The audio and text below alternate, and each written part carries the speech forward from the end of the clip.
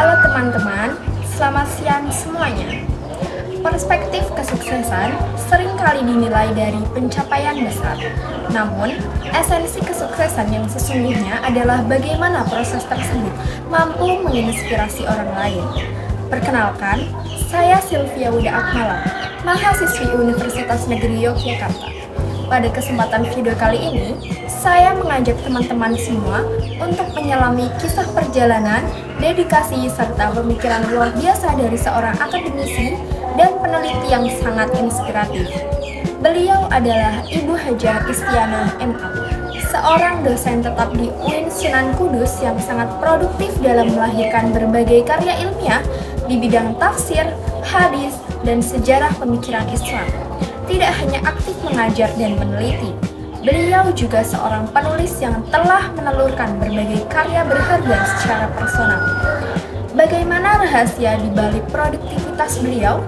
Apa saja kiat sukses dan mengarungi dunia akademik dan literasi di era disrupsi saat ini? Dan seperti apa wujud karya-karya hebat yang telah beliau tulis? Tanpa berlama-lama lagi, mari langsung saja kita simak obrolan hangat dan penuh inspiratif bersama Ibu Hajah Istianah MA. Assalamualaikum warahmatullahi wabarakatuh. Waalaikumsalam warahmatullahi wabarakatuh. Selamat siang Ibu Istianah. Selamat siang.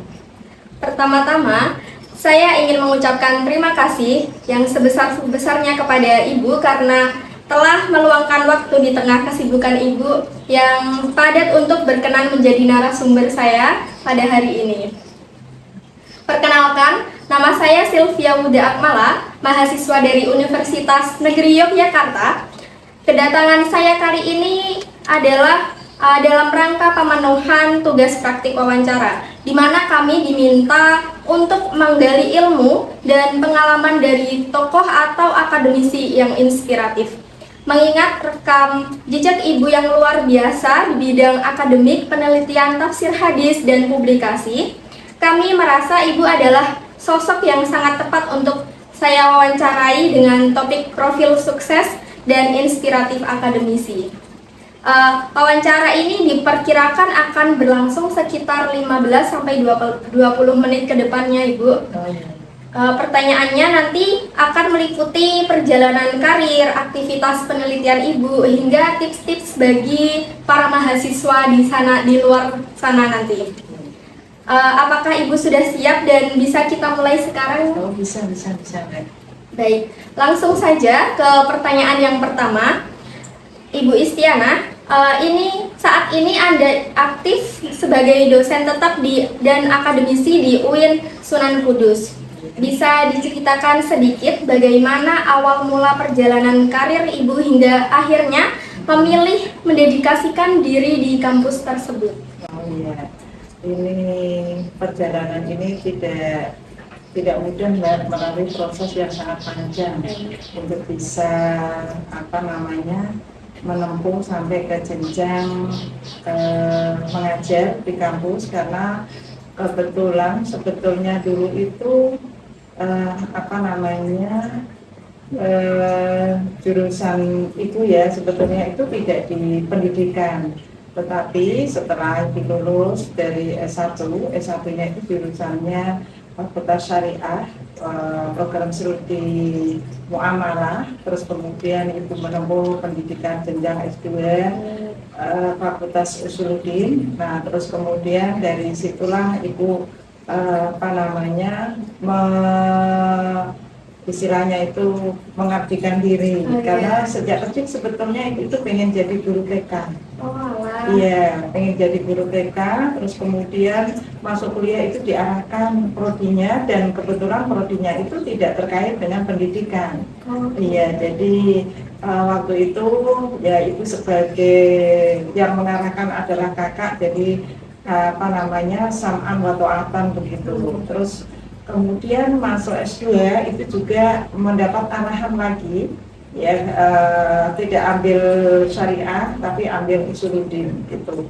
Terus kemudian setelah lulus dari Fakultas Usuluddin Ibu mencoba untuk pulang, ya pulang kampung karena waktu itu kuliahnya di Jakarta, yaitu ibu pulang melihat ada formasi di Fakultas Usuluddin. Ibu mencoba memberanikan diri untuk daftar begitu, dan alhamdulillah setelah melalui seleksi ibu bisa masuk untuk formasi dosen gitu, Mbak Silvi. Begitu. Iya. Baik. Di bidang akademik ya Ibu, fokus keahlian Ibu adalah tafsir, hadis, dan sejarah pemikiran tafsir, betul? Iya. Ya. Apa sih yang melatar belakangi ketertarikan mendalam Ibu terhadap bidang spesifik ini saat menempuh pendidikan S2 dahulu Ibu? Oh iya. Sebetulnya untuk masuk di Fakultas Usuluddin program konsentrasi tafsir hadis itu sebetulnya itu mendapatkan arahan. Yes, yang mengarahkan waktu itu ada salah satu dosen yang kebetulan waktu itu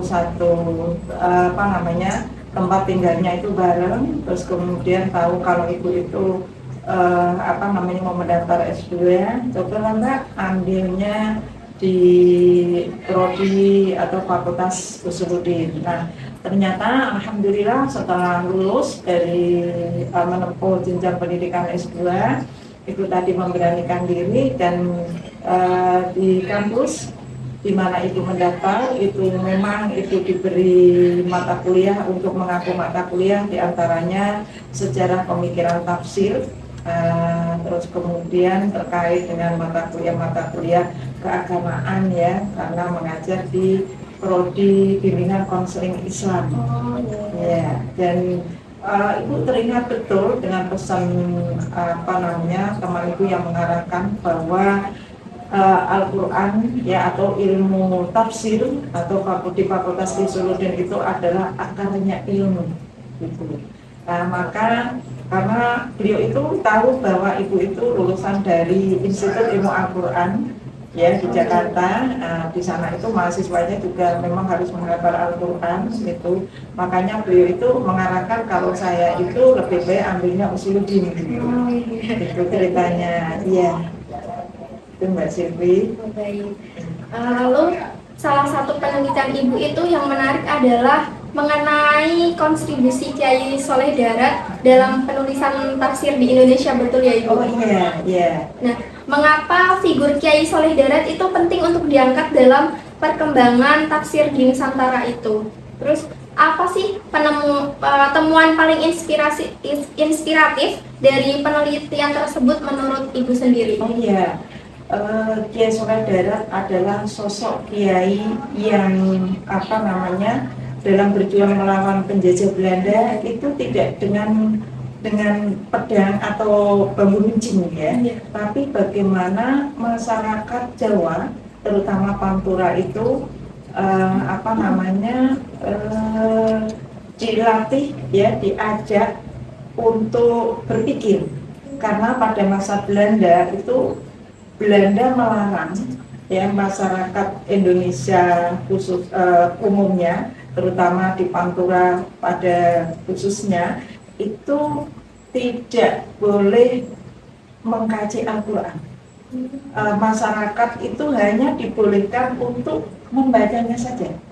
Kenapa demikian? Karena Belanda khawatir ketika masyarakat itu membaca Al-Quran, memahami pesan-pesan yang ada di dalamnya, itu akan mendapatkan inspirasi dari Al-Quran. Jadi takut kita nanti rakyat Indonesia jadi cerdas. Iya. Dan Kiai Soleh Darat adalah salah satu tokoh yang menulis tafsir dengan menggunakan bahasa Arab Pegon. Nah, ini juga taktik beliau untuk mengelabui Belanda, sehingga ketika menulis karyanya Faidur Rahman itu ditulis dengan bahasa Arab Pegon. Ini juga untuk mengelabui Belanda. Jadi Belanda tidak istilahnya itu tidak curiga. Maka beliau menulis tafsirnya itu supaya masyarakat Jawa Pantura itu bisa memahami ayat-ayat Al-Quran. Tidak hanya sekedar membacanya saja, tapi memahami pesan-pesan yang ada di dalam Al-Quran. Dan salah satu santri beliau, ya salah satu santri Kiai Soleh Darat, yaitu Raden Ajeng Kartini. Oh iya. Ya, terus tokoh-tokoh hebat itu pernah nyantri dengan Kiai Soleh Darat. Dan salah satu santri yang diberi hadiah ya waktu menikah, yaitu Raden Ajeng Kartini. Beliau mendapatkan hadiah tafsir yang ditulisnya itu kitab tafsir Pak Ibu Rahman. Nah, itu diberikan kepada Raden Ajeng Kartini. Maka ketika Raden Ajeng Kartini punya semboyan habis gelap terbitlah terang, itu sebetulnya terinspirasi dari ayat Al-Quran ketika membaca salah satu surat dari Al-Quran itu sendiri. Oh iya, Masya Allah. Gitu. Baik, selanjutnya Ibu juga menulis artikel tentang era disrupsi dan pengaruh terhadap perkembangan hadis di media sosial. Benar Ibu? Iya. Iya. Menurut pandangan Ibu, bagaimana seharusnya generasi muda saat ini itu menyaring dan mempelajari ilmu agama atau hadis di tengah derasnya arus disrupsi digital Ibu? Iya. Kajian hadis itu tidak seperti kajian Al-Quran. Mengkaji hadis itu sebelum sampai ke pemahaman fiqhul hadis itu harus meneliti baik dari sisi sanad dan matanya. Jadi untuk mengetahui hadis ini sahih, hasan, dhaif, ya bahkan mau doa itu harus diteliti dari sisi sanad dan matanya, baru kemudian dikatakan hadza hadisun shahihun. Tidak tiba-tiba kita mengambil hadis dari Google terus kemudian disampaikan. Karena apa? Karena ini rawan juga ya nanti disalahgunakan bisa dimanipulasi, ya kan? Nah, karena kalau kajian Al-Quran itu sudah ditulis, dihafalkan semuanya, bahkan dijamin oleh Allah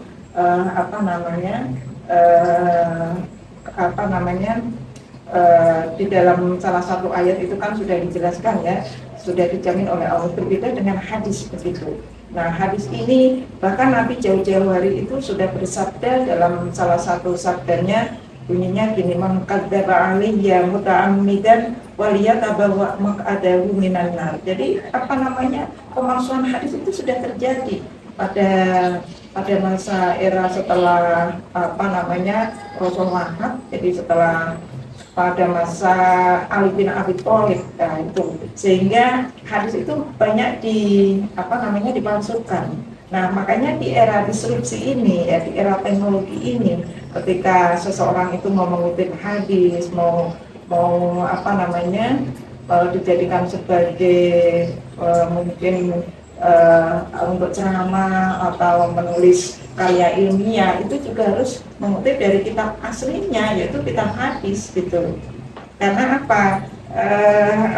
untuk mengecek kebenarannya, ini hadisnya ini benar nggak, dari ada nggak di kitab-kitab klasik gitu. Nah, itu kajian hadis memang berbeda dengan kajian Al-Quran, karena kalau Al-Quran itu langsung kita bisa melihat langsung di teks aslinya ya Al-Quran. Tapi kalau hadis, karena kitab hadis itu kan banyak ya Mbak ya, terus hadis itu juga memang ada yang sahih, ada yang hasan, ada yang dhaif, bahkan ada yang maudhu, hadis palsu. Karena memang tadi seperti Ibu sampaikan, hadis itu sudah dipalsukan. Orang-orang yang tidak bertanggung jawab, dan motif ya pemalsuan hadis itu banyak sekali. Di antaranya ada faktor politik, ada untuk mencari muka. Jadi memang kajian hadis itu sebelum sampai ke pemahaman hadis itu harus diteliti baik dari sisi sanad dan matanya. Itu baru pemahamannya. Berarti nggak setengah-setengah ya Bu, nanti pemahamannya jadi disalahgunakan gitu. Iya, bisa bukan pemahaman disalahgunakan ya, tapi keotentikan hadis. Ya gitu, karena tadi hadis itu kan ada yang untuk menjaga ya, karena ada yang memasukkan itu di era digital ini kan, bener nggak itu hadis Nabi atau bukan? Jangan-jangan kalau itu bukan hadis Nabi, kita katakan itu sebagai qalan Nabi, ini kan sangat berbahaya. Itu. Iya. Baik. Lalu selain mengajar, ibu juga kan saya dengar produktif juga menulis buku ber-ISBN bersama kolega akademisi, rekannya ibu sendiri. Terus lalu bagaimana cara ibu membangun kolaborasi yang solid dengan sesama dosen untuk menghasilkan sebuah karya tulis yang berkualitas gitu? Iya. Karena sebetulnya tugas dosen itu tidak hanya mengajar. Ya, dosen itu selain mengajar itu harus berkarya, diantaranya menulis buku, meneliti, dan hasil penelitian itu bisa dijadikan sebagai buku atau juga memang ada buku-buku itu yang memang tidak penelitian kolaborasi ya. Itu tulis, itu memang sebuah tulisan itu tidak berangkat dari ruang yang hampa. Seperti itu menulis buku judulnya Aku Hampir Saja Menyerah. Nah itu sebetulnya tulisan itu muncul ya dari ini ada mahasiswa ketika bimbingan skripsi itu tiba-tiba dia tidak mau bimbingan, Mbak. Kenapa? Jadi waktu itu melihatnya takut karena dia tiba-tiba menangis gitu. Nah, ternyata dia sedang mengalami problem yang membuat dia itu hampir putus asa.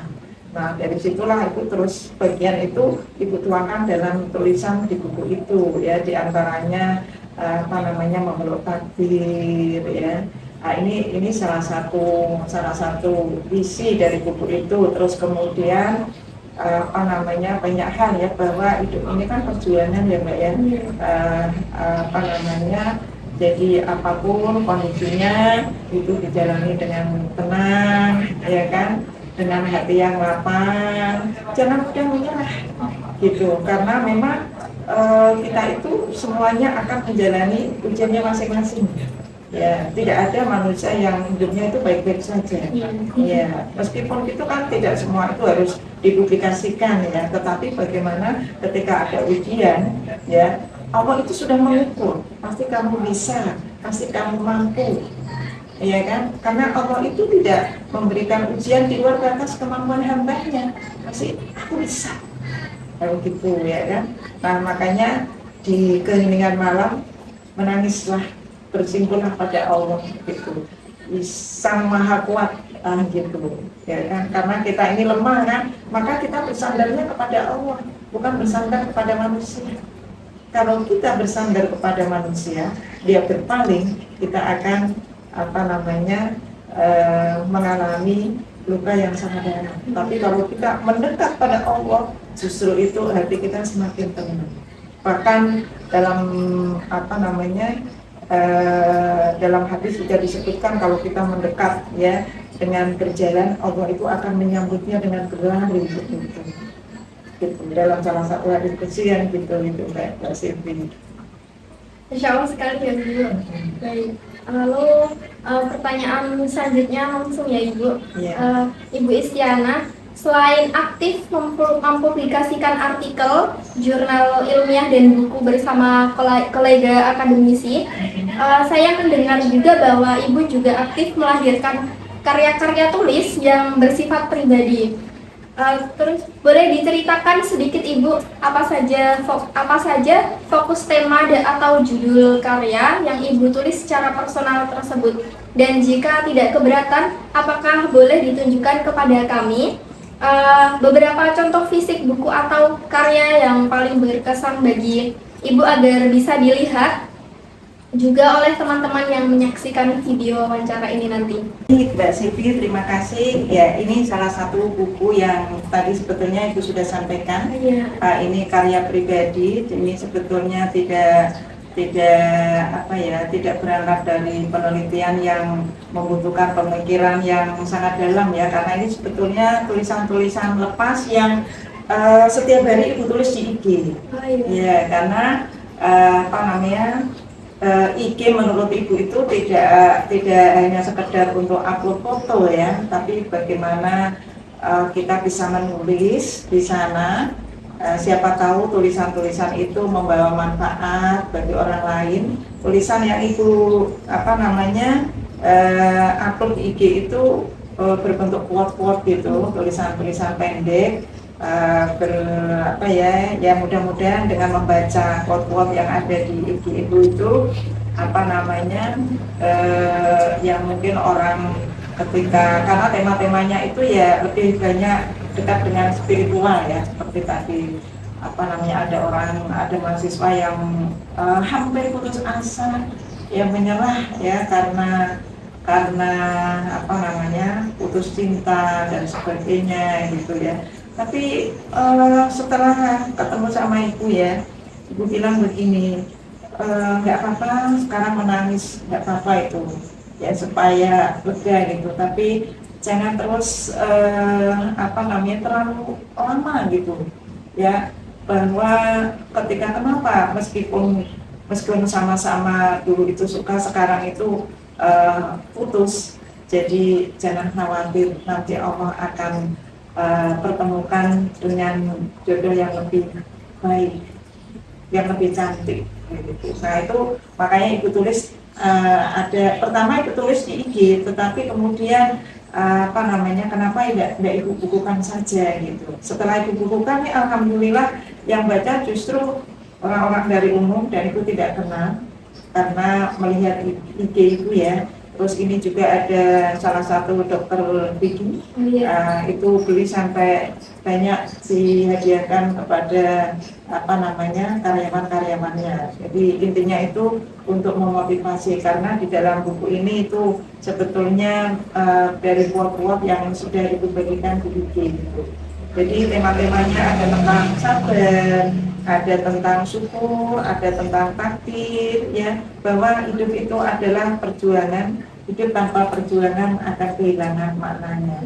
Jadi ini juga kita harus meneladani bagaimana perjuangan Sayyidah Hajar yang sekarang ini para jemaah haji ya di Mekah.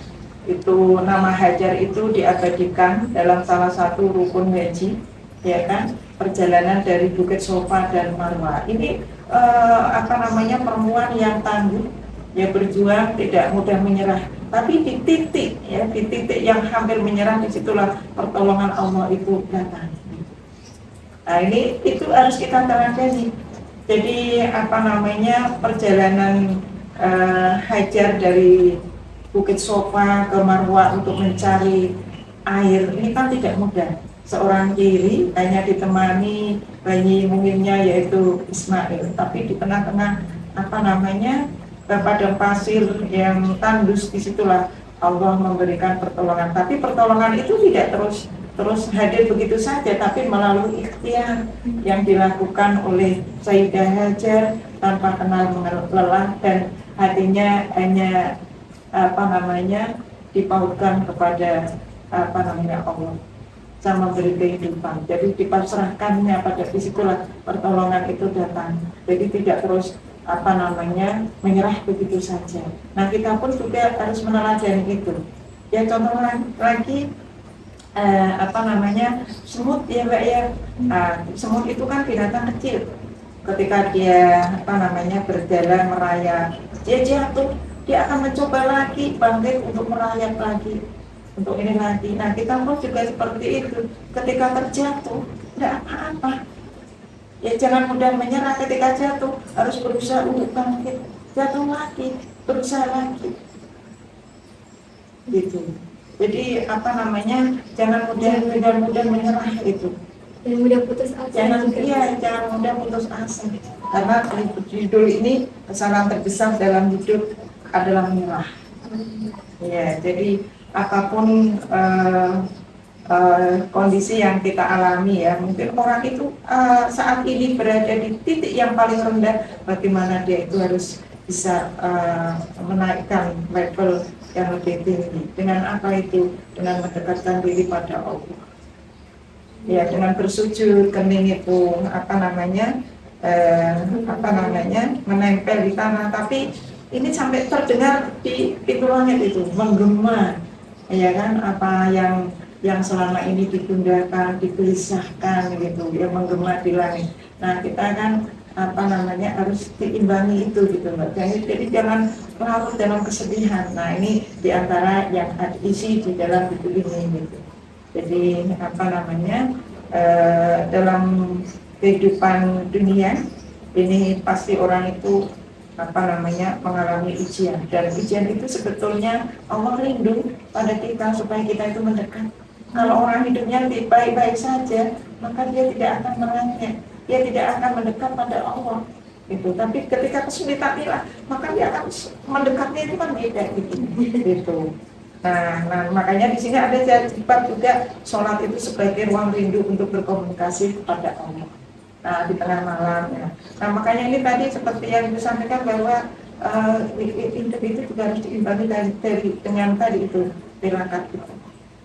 Ya, mendekatkan diri pada Allah, ya. Mendekatkan diri atau itu kan sebetulnya di mana saja ketika kita mendapatkan kesulitan itu kan contoh ya Mbak ya, ketika orang itu naik pesawat ya kan, naik pesawat ketika ini kan dia pasti lebih mendekatnya pada Allah, itu kan lebih kan di titik itu gitu. Nah, tapi kalau orang itu baik-baik saja, tidak ada gelombang, tidak ada kerikil yang tajam, itu kan beda Mbak, datang-datang saja. Tapi ibaratnya ini Mbak Silvi mau naik gunung ya kan, itu kan melihat dulu itu kan sudah tapi aku harus bisa berusaha. Ketika nanti jalannya susah, meskipun tertatih-tatih ya kan, saya akan mencobanya. Ketika terpleset umpamanya, aku akan bangkit lagi melanjutkan perjalanan. Ya, Allah tidak akan membiarkan hambanya itu sendirian gitu. Coba dulu ya Bu. Iya, harus dicoba dulu. Jangan terus tiba-tiba menyerah, jangan banyak mengeluh ya gitu. Tapi kita harus berusaha ya sebisa mungkin ya, semaksimal diimbangi dengan ikhtiar, doa, mendekatkan diri kepada Allah begitu. Jadi dalam setiap perjalanan itu libatkan Allah. Jadi ketika kita perjalanan, Mbak Siti tadi mau ke rumah Ibu, bisa pakai Google Map. Tapi perjalanan hidup kita kan tidak bisa pakai Google Map. Tapi kita tidak pakai Google Map, tapi kita punya apa? Al-Quran. Mbak Siti kan sudah hafal Al-Quran 30 juz ya.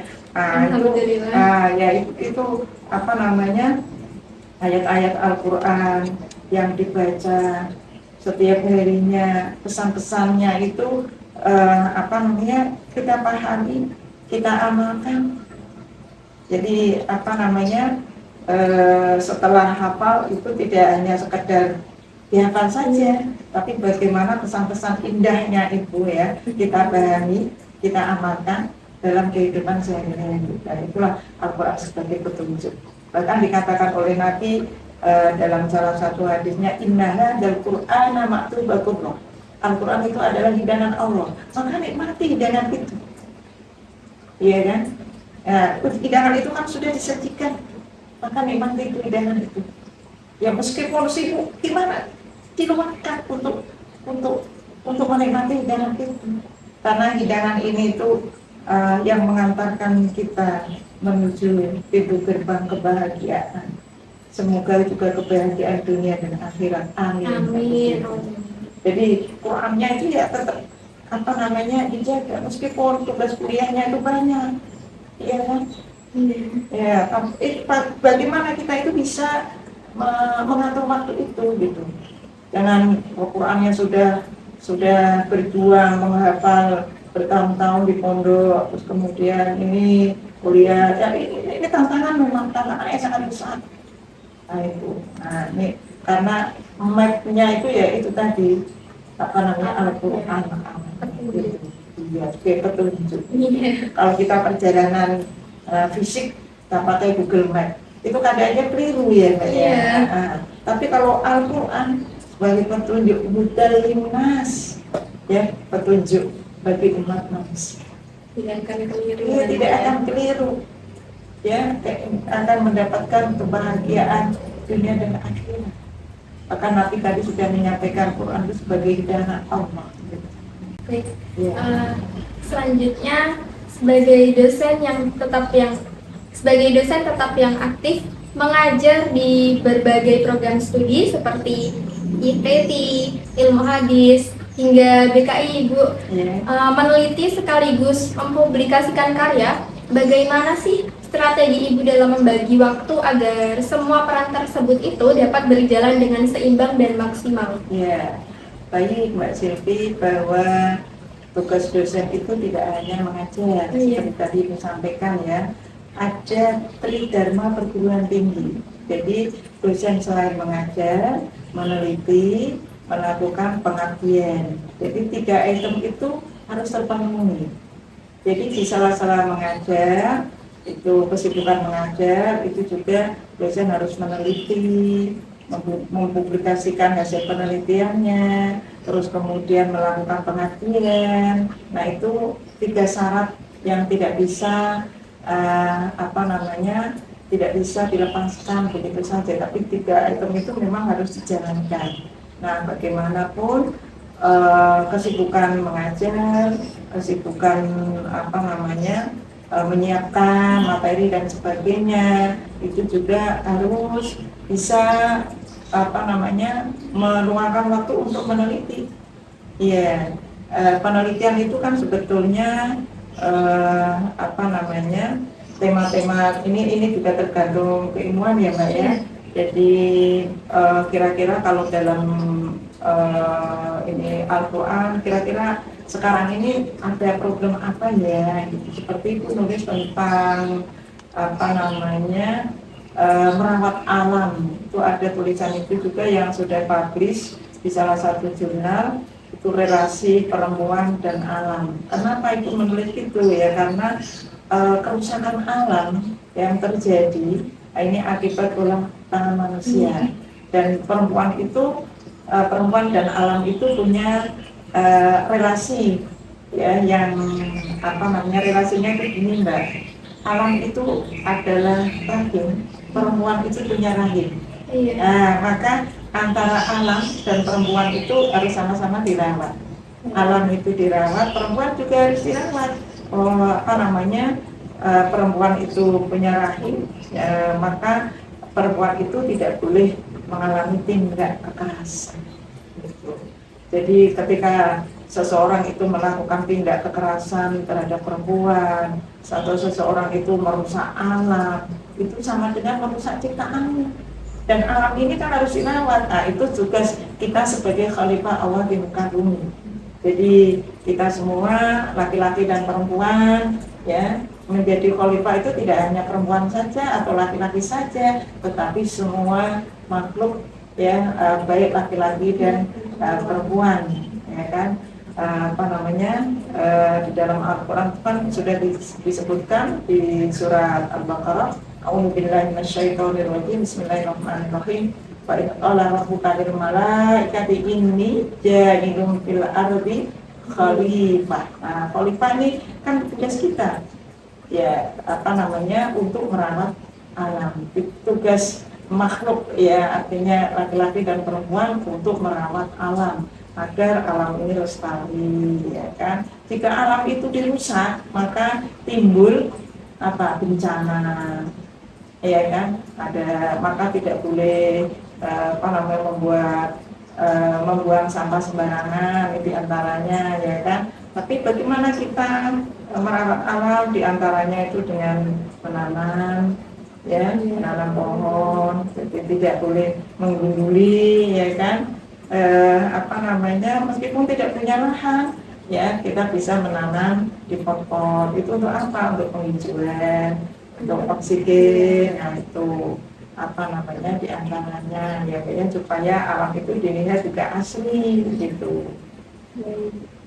Nah, menghadapi mahasiswa dengan latar belakang yang berbeda, Ibu, tentu memiliki tantangan tersendiri ya.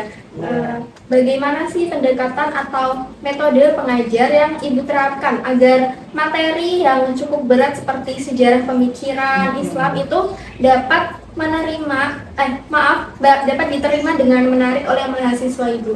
Iya, sebetulnya mengajar itu kan sebagai seorang dosen ya, mengajar itu tidak hanya sekedar mentransfer ilmu ya Mbak ya, tapi bagaimana kita itu mengajarkan terkait dengan akhlak, ya kan ada karena di era teknologi ini ya apa namanya orang apa ya terkait dengan akhlak ini kan tidak diajarkan ya di dalam Google itu kan dicari kan nggak ada Mbak ya, nggak ketemu ya, tapi bagaimana kita itu apa namanya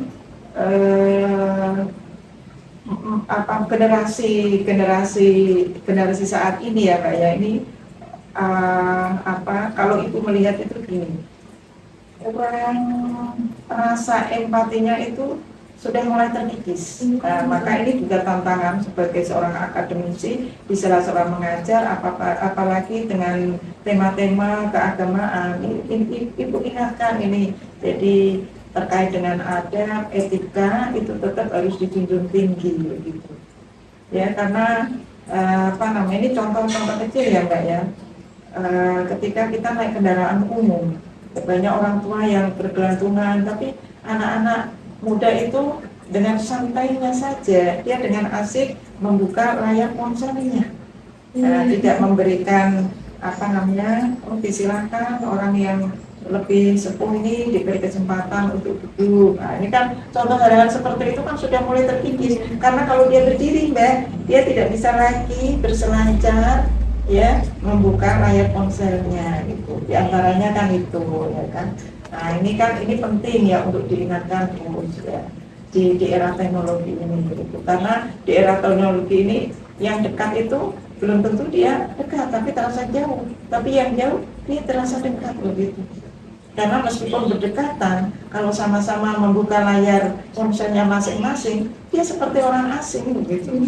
Nah, ini kan tantangan ya di era teknologi. Maka ketika mengajar ya apalagi dengan tema-tema terkait dengan apa namanya seperti tadi disampaikan ya adab ya akhlak itu ibu memang masukkan di dalam apa namanya pertengahan atau itu selitan ya atau di akhir, nah itu biasanya gitu. Dan kemudian ibu sebelum mengajar itu berdoa dulu ya, jadi apa namanya sebelum memberikan materi pembelajaran, mari bersama-sama kita berdoa dulu ya, semoga dalam apa namanya menempuh cari ilmu diberikan kemudahan ya kan, keberkahan ya, kesuksesan, bilangnya itu seperti itu Mbak. Ya. Baik Ibu, selama menjalani profesi tersebut sebagai dosen dan ilmuwan Islam, momen atau pencapaian apa sih yang Ibu rasakan paling berkesan dan paling memberikan kepuasan batin sebagai seorang pendidik Ibu? Kalau ditanya sih sebetulnya kepuasan ya gimana, nggak ada ya Mbak, namanya manusia itu. Tapi itu sebagai seorang akademisi, bagaimana selama masih diberikan kesehatan itu akan mendedikasikan apa yang ibu bisa ya kan, apa yang ibu apa namanya ketahui begitu ya, dan itu memang sudah tugasnya mahasiswa itu apa namanya ibu beri motivasi ya, dan seperti tadi itu yang hampir menyerah gitu ya. Jadi apa namanya punya kepuasan tersendiri ketika ibu bertemu salah satu mahasiswa di jalan terus menyapa dia, manggil-manggil ibu, dan terus kemudian ibu saya itu sekarang itu sudah kerja dia, itu rasanya itu rasa di sini itu tidak bisa diungkapkan dengan kata-kata gitu. Nah itu sering ya Mbak ya, ketemu yang ibu sendiri itu sudah tidak hafal namanya, wajahnya itu kan karena ya sudah lama dan itu kan mahasiswanya kan banyak ya, tidak mungkin ibu ingat satu persatu. Nah di situ itu ada kepuasan, ada kebahagiaan tersendiri ya, karena apa namanya mahasiswa di samping masih ingat ya dia itu sudah menjadi orang yang apa namanya sukses lah ya Mbak itu. Hal itu kan tidak bisa apa namanya diungkapkan ya seperti apa, tapi hanya di sini dirasakan gitu. Nah, seperti itu Mbak. Ya. Baik, terkait rencana akademis ke depannya Ibu, apakah ada topik penelitian baru atau proyek penulisan buku yang saat ini sedang Ibu persiapkan atau saat ini ingin Ibu wujudkan? Ya, sebetulnya ibu ini sedang menulis buku, hanya baru beberapa bab ya, karena memang menulis buku itu seperti menenun ya Mbak ya, tidak mudah. Kadang kalau tidak mood itu juga nggak bisa muncul, kadang kok dibaca gini diganti lagi itu tidak bisa dalam waktu dekat itu kalau itu ya Mbak ya, dalam waktu dekat itu terus bisa selesai. Dan itu tema ini itu sebetulnya tentang healing dalam Al-Quran dan hadis, karena ibu ingin menulis karena terkait dengan tema itu ya. Ini terkait di era digital ini, banyak generasi Gen Z yang cemas ya kan, yang karena begitu membuka layar ponselnya itu sudah banyak diperlihatkan kesuksesan temannya ini, sehingga timbul ada rasa takut dan gimana. Tapi di buku itu yang ibu tulis ya, hidup itu bukan perlombaan, hidup itu bukan perbandingan kompetisi, tidak ya, karena yang di share bahkan kita tidak kenal itu kan yang bagus-bagus ya Mbak ya. Nah itu jadi itu hanya jangan saya kok gini-gini aja, tidak begitu ya kalau buku ininya ya. Itu sekedar kita tahu saja gitu. Kita punya jalan sendiri-sendiri ya, kita punya seperti bintang lah ya, dia kan ada jalan, tidak akan satu sama lain itu bertabrakan, semua itu sudah ada jalannya masing-masing itu.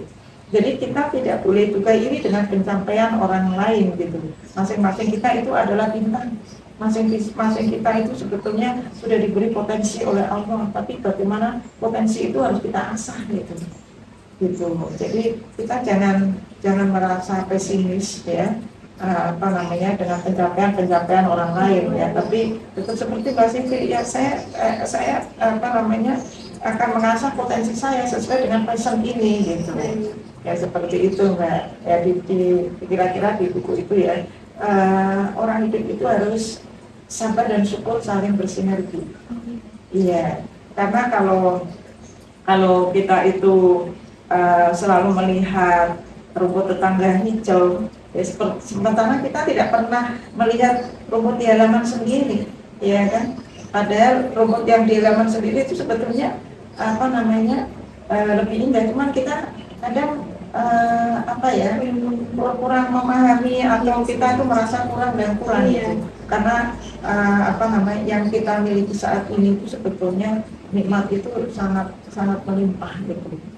Karena kita melihat yang lain saja sehingga kurang bersyukur gitu. Maka hidup ini itu antara sabar dan syukur itu harus saling bersinergi.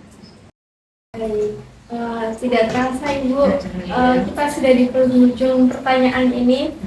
Untuk pertanyaan terakhir ya Ibu, sebagai penutup, apa sih bisa diberikan pesan atau petuah motivasi yang Ibu sampaikan kepada kami para mahasiswa atau generasi muda agar bisa terus konsisten belajar, meneliti dan produktif berkarya seperti Ibu? Ya, sebetulnya hidup itu dijalani seperti layaknya air mengalir.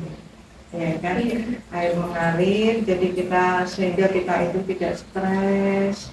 Ya, di tengah jalan itu, dalam perjalanan pasti kita menemui jalan yang terjal, jalan yang berkelok, ya, tapi kita tidak perlu takut gitu, karena ada Allah gitu. Jadi seperti adik-adik yang sekarang ini sedang menempuh pendidikan, tentu dalam menuntut ilmu itu kan apa namanya, tentu jalan yang ditempuh tidak mudah ya Pak ya, tapi jalani dengan hati yang tenang, terus berusaha mengasah potensi yang ada yang sudah diberikan kepada Allah, berdoa, dan tirakannya apa? Ya dengan bangun malam. Kalau nggak bisa, kalau apa namanya, coba yang lainnya gitu. Bangun malam atau apa namanya, puasa kalau bisa gitu. Seperti kalau dari pondok itu kan sudah diajarkan itu ya Pak ya. Nah itu dimanapun berada itu tetap di apa namanya, dilestarikan gitu. Itu sebagai tirakatnya gitu. Dan ilmu itu diperoleh kan memang dengan susah payah ya Mbak ya, tapi lihatlah apa namanya, ketika ada batu terus kemudian kena tetesan air hujan atau air mancur ya, itu dengan tetesan satu tetes itu kan lama-lama juga akan apa namanya, perlahan itu bahasa Jawanya kan dekok ya. Nah itu kita itu menuntut ilmu ya seperti itu, Mbak, susah payah sampai Mbak Silvi bela-belani datang ke sini ya gitu. Tapi apa yang kita usahakan ya diniatin apa namanya karena Allah begitu. Teruslah melangkah, teruslah berjuang ya, jangan takut, jangan mudah menyerah ya, karena di setiap kesulitan Allah akan hadirkan kemudahan. Luar biasa sekali teman-teman. Dari apa yang Ibu sampaikan tadi, saya mendapatkan banyak sekali pembelajaran yang berharga, terutama mengenai pentingnya konsistensi dalam meneliti, manajemen waktu, serta dedikasi yang tulus dalam dunia pendidikan. Baik Ibu Istiana, berhubung semua daftar pertanyaan sudah terjawab dengan sangat mendalam, kita telah sampai di penghujung sesi wawancara. Baik Ibu Istiana, terima kasih banyak yang tak terhingga atas ilmu, waktu, dan motivasinya yang telah Ibu berikan hari ini. Informasi dan jawaban dari Ibu tadi akan sangat bermanfaat bagi laporan tugas saya nanti. Terima kasih. Dan tentunya menjadi inspirasi besar bagi perjalanan akademis saya ke depan nanti. Iya, kemudian yang penting begini Mbak Silvi, terus berusaha, jangan mudah menyerah. Setiap apa namanya, kadang gagal. Jadi kegagalan itu bukan titik, kegagalan adalah koma. Ya, jadi ketika apa nama langkah ini ada yang gagal, nggak apa-apa. Kok ada ribuan kali gagal, masih ada ribuan kali untuk bangkit, untuk terus mencoba ya, karena kalau kita tidak pernah mencoba bagaimana kita tahu gitu. Jadi ketika orang tidak pernah terjatuh berarti dia tidak pernah memanjat gitu. Jadi karena memanjat kan kadang jatuh, ketika jatuh harus berani bangkit, jatuh lagi bangkit gitu. Karena hidup di dunia ini adalah perjuangan, hidup tanpa berjuang akan kehilangan maknanya. Sekali lagi terima kasih banyak ya Ibu. Sama-sama. Mohon maaf apabila tutur kata dan perilaku saya yang kurang berkenan. Mohon maaf sebesar-besarnya. Semoga Ibu senantiasa diberi kesehatan, kelancaran dalam mengajar, dan keberkahan dalam setiap karyanya ya Ibu. Terima kasih Ibu. Terima kasih Mbak Silvi sudah meluangkan waktunya bersilaturahim ke rumah Ibu jauh-jauh dari Jepara. Mudah-mudahan langkah Mbak Silvi dari rumah ke sini ya kan mendapatkan apa namanya keberkahan. Semoga nanti ke depan yang menuntut ilmu ya kan diberikan kesuksesan. Baik, amin. Baik, itulah wawancara kami terhadap topik profil sukses dan inspiratif akademisi dengan narasumber yang sangat inspiratif yaitu Ibu Istiana. Terima kasih sudah menonton video ini. Wassalamualaikum warahmatullahi wabarakatuh. Nah, Teman-teman semua, itulah tadi obrolan yang sangat penuh akan makna dan inspirasi bersama Ibu Hajah Istianah MA. Dari wawancara hari ini, ada beberapa poin penting yang bisa kita petik bersama. Menjadi seorang akademisi dan penulis yang sukses bukan sekedar tentang gelar atau banyaknya karya yang dipublikasikan, melainkan tentang konsistensi, manajemen waktu yang kuat, serta ketulusan dalam membagikan ilmu pengetahuan. Kita juga telah melihat langsung bagaimana produktivitas Ibu Istianah dalam melahirkan karya-karya tulis, baik yang bersifat kolaboratif maupun karya personal. Hal ini menjadi bukti nyata bagi kita generasi muda bahwa di era disrupsi digital saat ini, ruang untuk terus berkarya, meneliti, dan menulis justru terbuka sangat lebar jika kita memiliki komitmen yang tinggi. Semoga apa yang dibagikan oleh Ibu Istianah hari ini tidak hanya menjadi pemenuhan tugas kuliah saja, tetapi juga pemantik semangat bagi saya pribadi dan teman-teman yang menyaksikan video ini untuk terus belajar, produktif, berkarya, dan memberikan dampak positif bagi lingkungan sekitar. Saya, Sylvia Uda Akmala, pamit undur diri. Terima kasih banyak atas perhatian teman-teman semua. Sampai jumpa di video inspiratif berikutnya. Wassalamualaikum warahmatullahi wabarakatuh.